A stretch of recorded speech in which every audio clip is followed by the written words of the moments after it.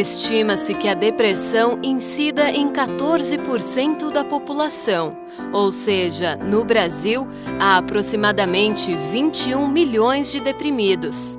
A depressão afeta todo o ser, acarretando uma série de desequilíbrios orgânicos, que comprometem a qualidade de vida, tornando a criatura infeliz e com queda do seu rendimento pessoal.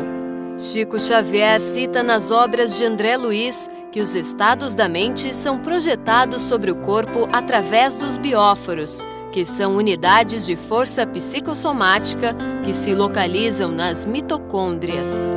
A mente transmite seus estados felizes ou infelizes a todas as células do nosso organismo através dos bióforos. Ela funciona ora como um sol irradiando calor e luz, equilibrando e harmonizando todas as células do nosso organismo, e ora como tempestades, gerando raios e faíscas destruidoras que desequilibram o ser. Emmanuel conta que a depressão interfere na mitose celular, contribuindo para o aparecimento de outras muitas imunológicas, sobretudo facilitando o aparecimento de infecções. Conheça um pouco mais da doutrina espírita e colabore com a Fundação Espírita André Luiz, participando do Clube Amigos da Boa Nova. Para ter mais informações, basta ligar para 0800 12 18 38. No nosso programa de hoje, estamos conversando sobre a depressão com o psiquiatra Franklin Ribeiro. Bom, Dr. Franklin, nós começamos a falar um pouquinho da depressão no bloco anterior. Quanto à idade, existe uma idade onde a depressão tem a maior prevalência ou ela também atinge crianças, adolescentes e idosos da mesma forma? A depressão ela é mais prevalente na idade adulta, né? Mas existe também depressão na infância, né? Tem uma depressão que foi descrita na década de 50, que é a depressão do bebê.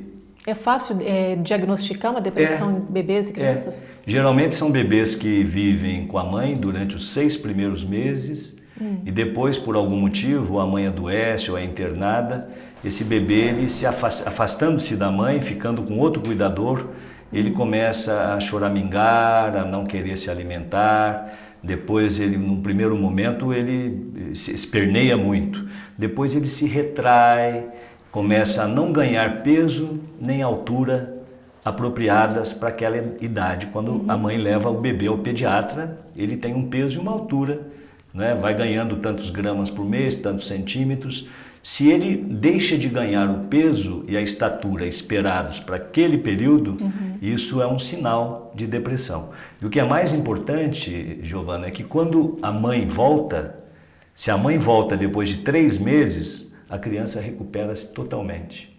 E se a mãe não volta, 3 meses depois, mesmo tendo outros cuidadores, a criança pode, inclusive, alguns desses bebês acabaram falecendo na ausência da mãe. Então isso nos mostra o quanto de importante o amor nessa prevenção, na manutenção da saúde humana, né? Certo. Prevenindo inclusive a depressão. Então o amor está ligado à prevenção da depressão. Certo. Na adolescência também tem quadros relacionados à afetividade, no caso ao amor, para desenvolver ou não uma depressão? Na depressão, a depressão no adolescente ela é interessante porque o adolescente tem um sintoma muito diferente dos outros grupos etários, que é a irritabilidade. E, geralmente o adolescente bebe e usa drogas com muita frequência. O álcool é um dos fatores que mais desencadeia depressão em pessoas que têm tendência. Aliás, a própria substância, o álcool, é um dos maiores depressores ou depressógenos do cérebro, do sistema nervoso central. Então a irritabilidade, o uso do álcool, de outras drogas, são elementos que compõem o quadro da depressão no adolescente. Nessa irritabilidade, até que ponto pode ser ter uma influência espiritual? Bom, você tem que fazer aquele inventário que eu citei no começo. Desde que o indivíduo tenha, vamos dizer, os sintomas todos, você diagnostica isso como depressão. Se ele tem uma perturbação espiritual associada, você o orienta, porque hoje nós orientamos os nossos pacientes todos a seguirem as suas religiões, independentemente das denominações.